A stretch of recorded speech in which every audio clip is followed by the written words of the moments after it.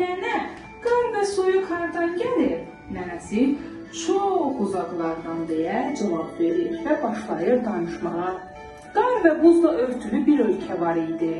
Orada Qarlar Kraliçası öz buzdan sarayında tək yaşayırdı.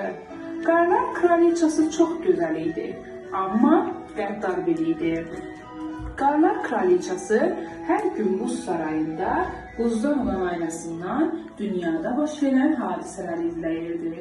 Elə bu vaxt Gerda pəncərədən onlara baxan Qarlar Kraliçasını görür və Qar Kraliçası deyə bağırmağa başlayır. Sonra isə Gerda nənəsindən soruşur. Nənəcan, Qarlar Kraliçası bura gələ bilər? Bu zaman Kay ayağa qalxır və deyir. Qar Kraliçası bura gələ bilməz. Kay başlayır Qar Kraliçasına lağ etməyə.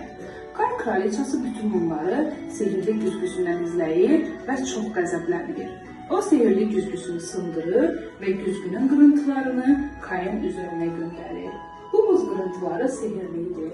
Kimin gözünə düşsəydi, ətrafındakı hər şeyi pis görər, qəlbində mərhəmət hissi qalmazdı. Elə bu zaman Gerdanın evinin qabağında qar fırtınası qopur. Bu zaman Kay ayağa qalxıb pəncərəyə tərəf yaxınlaşır ki, görsün bayırda nə baş verir. Elə bu vaxt buz qırıntısı Kayın gözünə düşür. O qışqırır. Ay aman, gözümə nəsə düşdü. Gerda ona tərəf yaxınlaşır ki, Kayın gözünə baxsın. Ancaq Kay onu itələyir. Kay birinci dəfə idi ki, Gerdaya belə davranırdı. Gerda Kayın niyə belə davrandığını başa düşmür. Kay çıxıb gedir. Sabahçı gün Kay yenə Gerdaya pis davranır. Xizəyini götürüb gedir. Gerda onun hara getdiyini soruşur, ancaq Kay yenə Gerdaya kobud cavab verir.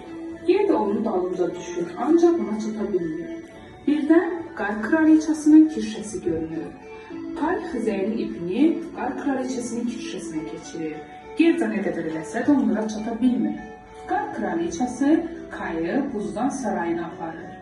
Gerda günlərlə pəncərənin önündə Kayın gəlməyini gözləyir. Ancaq Kay geri qayıtmır. Aradan aylar keçir, qış fəsli bitir. Gerda dostundan çox narahat olur və onu axtarmaq qərarına gəlir. Özü ilə yalnız nənəsinin ona verdiyi güzgünü aparır və dostu Kayı axtarmaq üçün yollara düşür.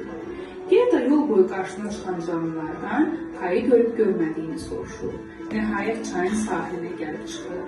Ətrafına baxır, ancaq ətrafında Kayı soruşa biləcəyi canlı görünmür.